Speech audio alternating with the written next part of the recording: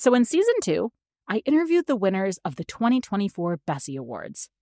The Bessies are an award show that Wonderful created in 2019 to honor and celebrate the accomplishments of women in travel. Hundreds of people have been nominated across 9 categories, and each year at the WITS Creator Summit, we announce the winners live on stage. People get glammed up, we walk a red carpet, and we celebrate not just the winners or even the finalists, but the accomplishments, the curveballs, and the moments that all of us have had that made us stronger and better. Did you know that women make 85% of travel decisions? Whether booking a trip for our families or cleaning the hotel rooms, women are the backbone of the travel industry. But the people we see in travel shows, marketing, and leadership, they don't look like us. Now we're cutting through the noise to talk to the change makers, the trailblazers, and the women who make travel what it is and how we can make travel better for all of us. This is 85%. I'm your host, Beth Santos.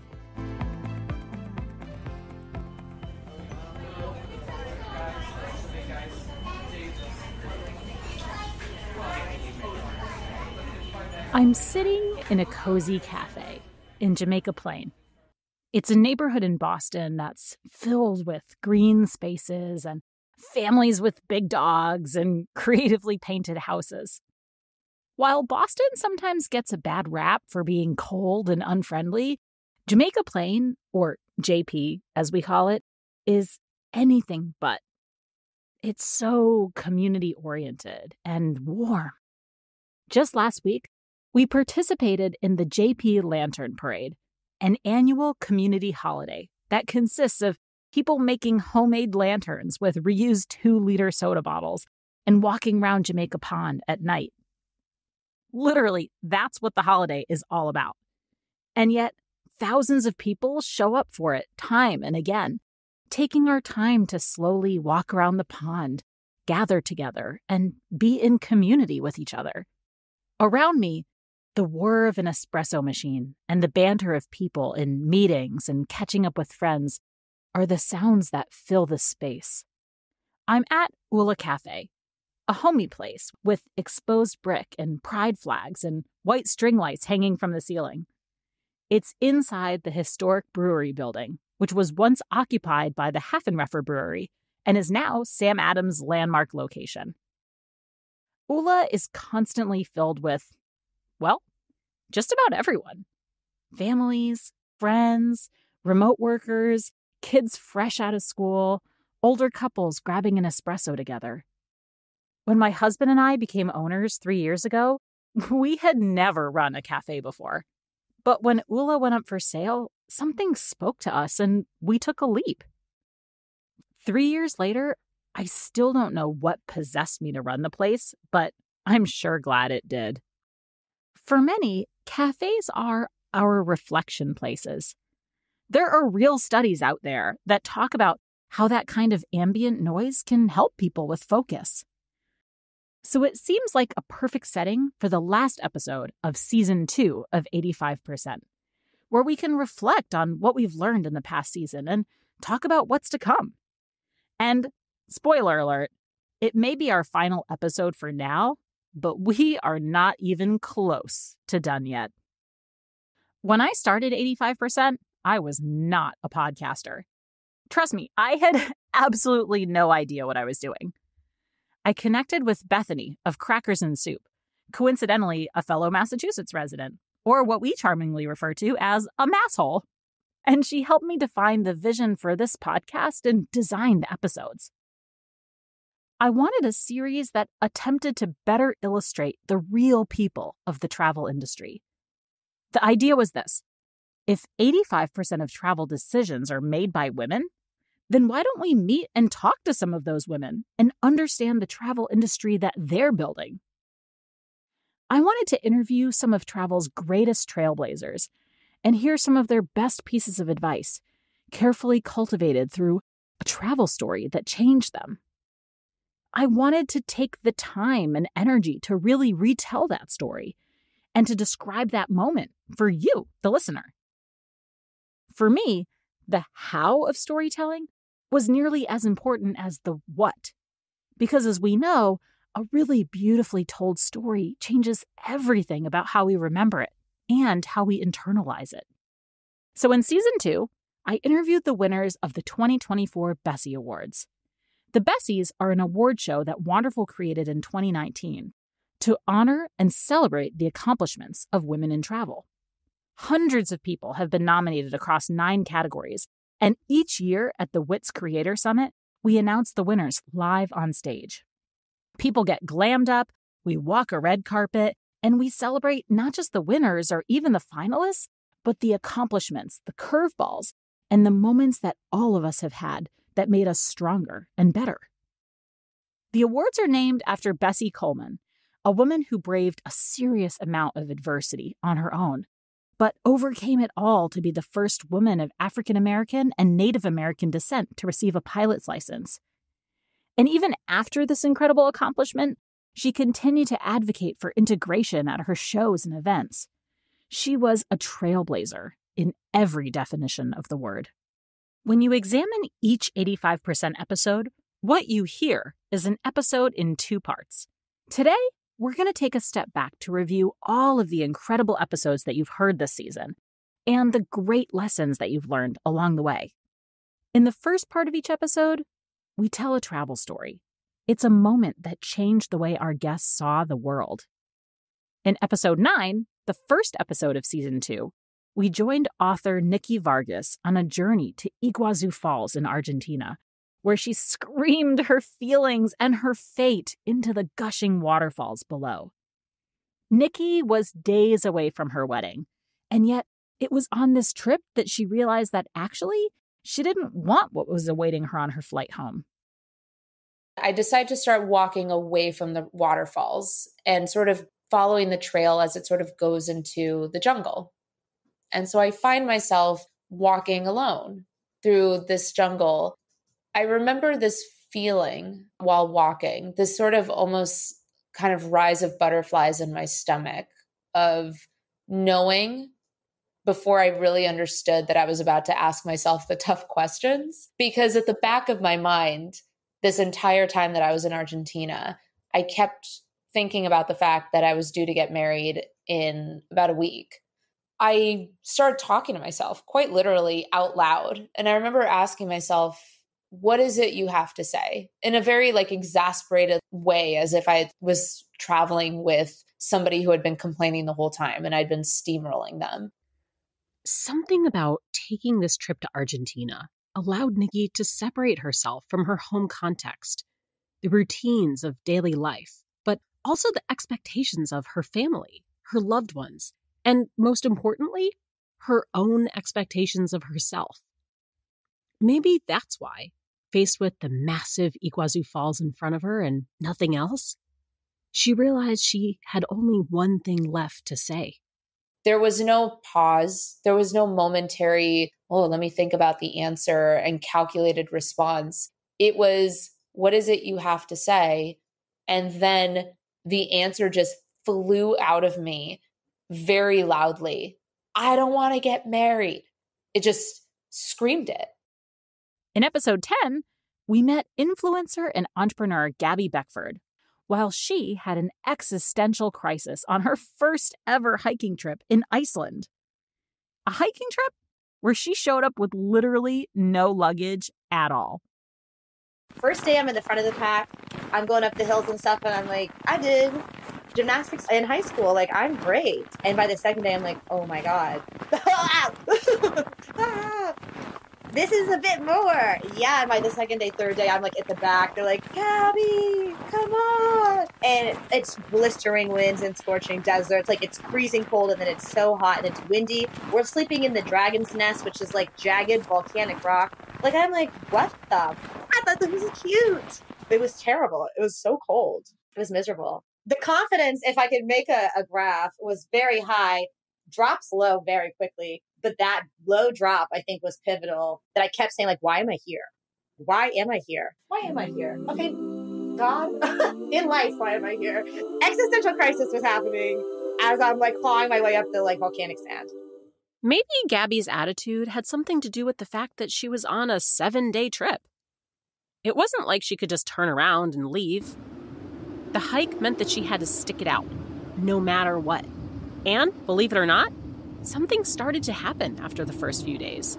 That girl that came totally unprepared and completely out of her element, she started to change. I remember that moment viscerally. I was back to back with the girl in the sleeping bag, and it was 1 a.m., bright as heck outside, and we're trying to sleep. And I had been writing my journal before, and I remember having a thought and being like, okay, I want to write it. And that's when I realized I'd rather be here, having a bad time, quote unquote, cold and hungry and tired and like out of place. And the only person of color, no one else has to deal with curly hair. Like, I would rather be here still than at home. Do I regret it? And I remember thinking like, damn, this sucks. But somehow the answer is no. And that's when my brain was rewired. So yeah, I was back to back with that girl writing my journal, being like, damn, I still am glad I came. I could literally feel the gears turning. Smoke was coming out. I'm like, okay, wait, I'm getting used to this. Like I'm liking this now. And I think that whole experience of it was miserable, but I would still rather be miserable and growing than be back at home and never have tried. I remember feeling like that. I remember being at the end and being like, I'm cold. I'm tired. I haven't washed my socks in 7 days. My hair big. This was rough, but wow. I remember feeling like, wow, I am not the same person I was before I came here. Not because it was Iceland specifically, but because I think I had put myself so far out of my comfort zone. And I was like, I could do that again. And I think it would be easier. And I just kept doing it again for 10 years now. In episode 11, we followed Stephanie Jones, a leader in the Black tourism movement, as she traveled with her daughter to Antarctica. It was a place she never thought she'd end up in, and yet found herself not just fundamentally challenged to rethink the way she saw travel, but grateful to experience the world through her daughter's eyes.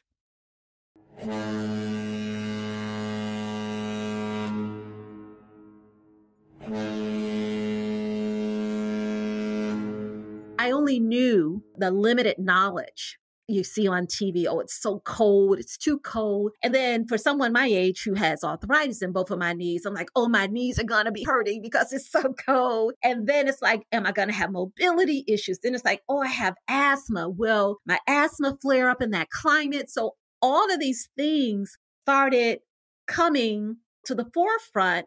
People that I know, my family, they was like, you going to Antarctica? Why are you going there?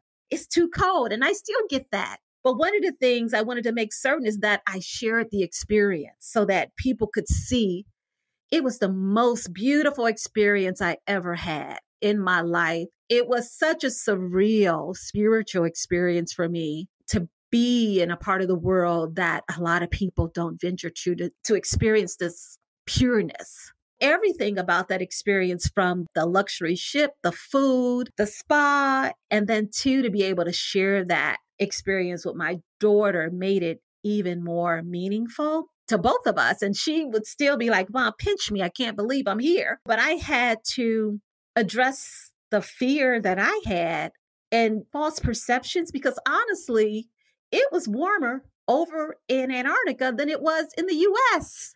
It was never, when we went on the excursions in the Zodiacs, it was never a time when I was like, oh my God, I'm just so freezing. I think the challenging part for me was putting on all that gear, because I was so exhausted by the time I put it on and took it off. My husband started going on YouTube to find video of people who had gone to Antarctica and specifically gone on the cruise with the cruise line, and to hear and kind of see their experience and how positive it was. That also started to address my fears. And I think that's important too. If you've never been to a destination and you are fearful about whether it's the safety, whether it's going to be challenging from a mobility standpoint, there are YouTube videos. Go and research people who have gone there just to hear their perspectives of what to do, what not to do, what to pack, because you basically got to pack everything when you go to Antarctica, because if you can't find a drugstore if you get sick, and you got to have ample insurance to make certain they can fly you from the ship to land. So just making certain, again, being prepared, watching videos of people who have had that experience might help to ease some of those fears that you have about a destination. And in episode 12, DEIA champion and accessibility advocate Catarina Rivera took us across the street on a solo trip to Montreal and shared one of her deepest insights on how getting comfortable with publicly using her white cane made her rethink not only her own ability to travel solo, but the example she set for so many other blind and disabled travelers. Montreal, going solo with, my white cane was amazing. And I also do that in smaller bits when I travel, because now I travel full time with my partner. I will choose a moment to say, okay, I'm doing this by myself. I'm going out by myself. I'm keeping these muscles active, and I need to keep proving to myself these little moments of courage that I'm going to go experience on my own, and I can. So if you're disabled and you're afraid to travel, I would say don't shame yourself. Don't speak negatively to yourself. Figure out the way that you would like to travel that would feel good to you. You don't have to do solo travel. You can do a group trip. There are lots of accessible travel providers, and I'm trying to work with more of them. I loved opening 85% with stories. Not only because I just love a good travel story, but because it's sometimes during our travels that we find ourselves opening up and learning things in ways we never would have expected. And it doesn't take a lot for travel to do those things to us. We find ourselves in new surroundings, and suddenly who we are and how we interpret the world are slightly different than when we're in our home environments, surrounded by people who know us. And it's in those moments that we begin to learn some of life's greatest lessons. Like this one, in episode 13, when Alexa West, author of the One-Way Ticket Plan and creator of the Solo Girls Travel Guide series, shared the earth-shattering realization that you don't need to travel fearlessly. You can actually be totally afraid and still travel anyway. And that's completely okay. I'm actually afraid of everything. Mostly transportation. I'm afraid of cars. I'm afraid of boats. Like, I'm afraid I'm going to die all the time when I travel. And I don't, and I'm not, and I'm here. But what I say is I choose my locations and destinations based off of safety. It would be one thing if we're picking up a dart, throwing it on a map, and asking you to just go there. You might run into some unsafe things. There are unsafe places in the world and in our own country. There are unsafe things. You do need to navigate the world with safety in mind. For example, living here in Seattle is more dangerous than like Seoul, South Korea. I talk about this in the One-Way Ticket Plan, that in Seoul, I would go out at midnight, grab a bite to eat, have a beer like on a curb, and like watch like street performers until like 3 a.m. and be completely safe and walk home completely fine as long as I'm using my street smarts. I would never do that in Seattle. So it is literally that you can pick yourself up and drop yourself somewhere in the world that's actually safer than maybe where you live.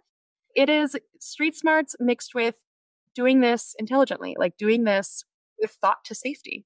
If you travel and you stay in like a guest house, the people that are there, like the people that own the guest house, their number one job and goal is to keep you safe and comfortable. We paint adventures with like a scary brush, but in reality, it's not that scary.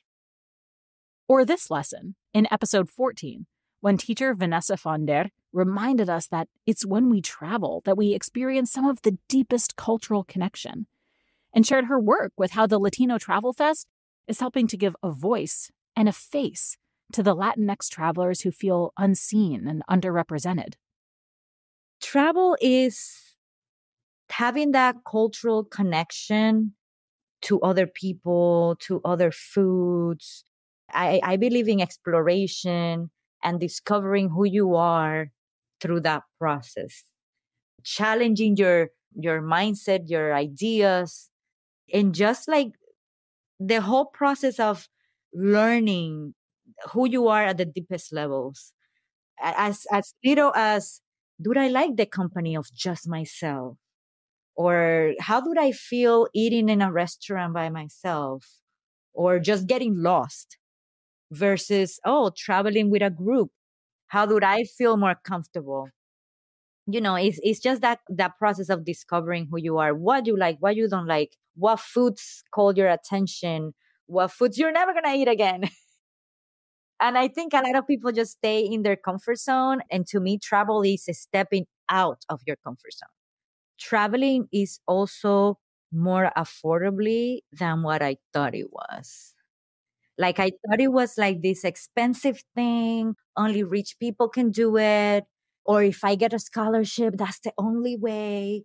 Not realizing that there are many different ways of traveling. Staying in a hostel, traveling in a group, using public transportation instead of trying to do a private tour. If you want traveling to really happen in your life, you can really do it no matter what your budget is. I got married in Thailand. And people were like, why are you going so far? Well, my country in February, when I got married, the flights are $800. And when in Thailand, there were $387 round trip to Phuket. And I'm like, let's just go to Thailand. So we took 35 family members from my husband's side and my side to a place they never would have thought they could go. We found Airbnbs for $17 a night. And I'm like, and look where you are. So it's also demystifying those beliefs that travel is expensive. It could be, but it doesn't have to be. In episode 15, Kim Callender and Arabella Bowen, the founders of the app Solo Traveler, shared stories of how travel made them see their own capabilities differently. That you can actually choose to travel with yourself and be empowered by that choice, rather than seeing it as a necessary alternative when you have no one to travel with. The number of women that have said, oh my God, I just came back from this trip and I decided to change my job. I just came back from this trip and I decided to break up with my partner. You wind up doing things on your own. And by simple virtue of doing them on your own, you wind up with all this innate confidence and you come home feeling like you can just do anything. The personal rewards last a lifetime. Eating alone can be fun. Not just it's okay, but eating alone can actually be so enjoyable. You can sit there with a book or your email or just watching people. There is almost nothing better in this world than sitting at one of those little cafe tables and just having like the short little glasses of wine they do, because they're never really a full glass of wine. They're just like a little glass of whatever your food of choice is, and just sitting there and watching the world go by, and you can just be. How many opportunities do we as women have in the world to just be? When I look at kind of the 5 years down the road, what I would love to have created is a way to step out there and do the things you want to do regardless and wherever. If you don't have a passport, maybe that's too far. Maybe going to another country is too far. Maybe going to the other side of the country is too far. But what about going to the other side of the town that you live in? What about going one town over? What about taking yourself to lunch at a place you've never been to? What about actually having a conversation with someone who lives in one town over? And then maybe from there, you go and take yourself on an overnight trip for a weekend at a little B&B that's 20 minutes down the road. It doesn't have to be far to create that space. And I think that's one of the things I really want to kind of change about the way we look at solo travel is it doesn't have to be this really far, difficult to attain thing. It can be. You can want to go to Borneo and travel the Silk Road, but you can also just start with choosing yourself in small moments. And in our final story, in episode 16, Intrepid's Zina Benchek told us how travel can make you a better person and give you opportunities to self-examine and even address your own biases along the way. I think travel can fix a lot of problems. And this is exactly what happened at the moment. And that's really made me just convinced that it is the right thing to do. We have to continue to do this. When it comes to travel, I think it's important to keep an open mind and don't be afraid to discover the unknown and to share in the unknown, to go in places with the idea that you might learn something. For me, it's what travel does. It's teach you something, makes you better, makes you another person, a more tolerant, less ignorant, more informed, and try to use it as a power to become better people. If you missed any of these episodes along the way, here's your chance to go back and listen to them now. Each one is chock full of powerful travel stories, meaningful lessons, and moments that make us rethink what travel is all about and who travel is for. And of course, you'll love the community wander story that's included at the end of each episode. We had 2-minute travel stories submitted by our listener community, sharing moments that changed the way they saw things. And I loved what you all had to say. We'll be collecting more wander stories next season, so stay tuned and make sure you're following me on Instagram at MaximumBeth and subscribe wherever you get your podcasts so that you can be alerted when we're collecting stories again. So you've listened to all the episodes, you loved them, and you even went back to season 1 and heard those. And now your question is, what's next for 85%? Well, a few things. First of all, you can expect another season to work its way around after the 2025 Bessie Awards. Nominations are due on December 1st, 2024, so there's still a little time to nominate a favorite trailblazer in travel. Anyone can nominate at bessieawards.org. You'll be able to hear from our winners next fall during our next season of 85%. I know what you're saying. Am I going to have to wait a whole year for the next season to come? It's possible, but I'm also hoping not. Here's what you might expect in the meantime. You might be aware that on October 1st, we launched the Woman-Owned Map, the first interactive map of women-owned businesses that you can find and visit at home and when you travel. If you visit womanownedmap.com, you'll find hundreds of listings of women-owned businesses in some of your favorite cities. And if you don't see your city on the map yet, make sure you click the button on our website to add some of your favorite women-owned businesses now.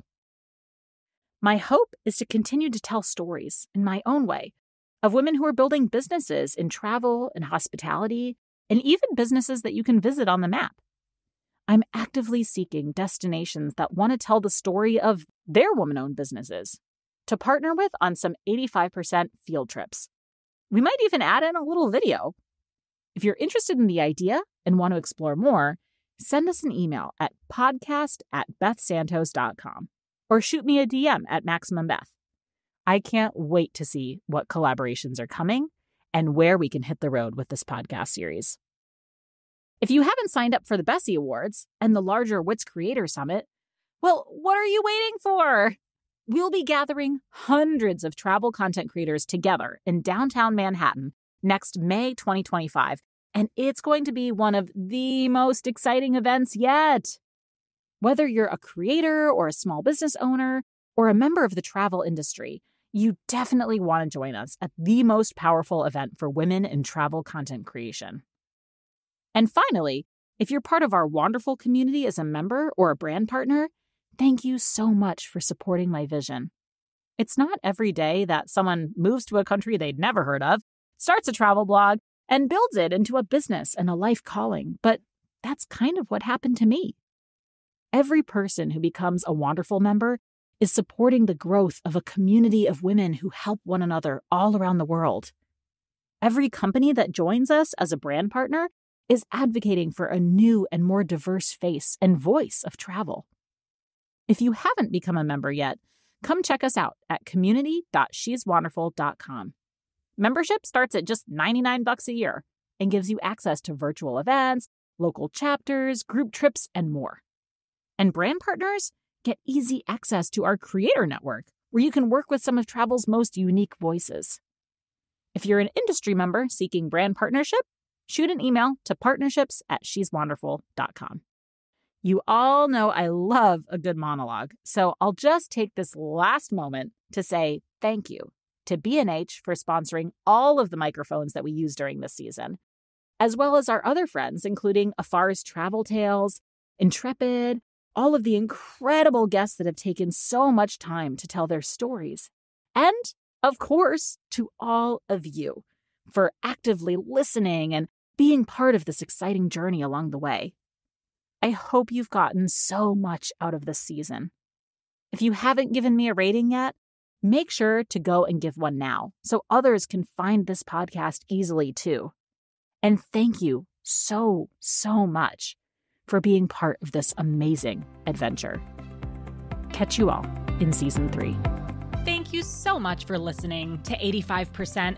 Make sure if you want to follow along this journey, you hit that subscribe button wherever you get your podcast so you can keep up with new episodes as they drop. Of course, we want you to follow along online as well. Go to 85percentpodcast.com. That's numeral 85%, all spelled out, podcast.com. Or you can follow me on Instagram at MaximumBeth.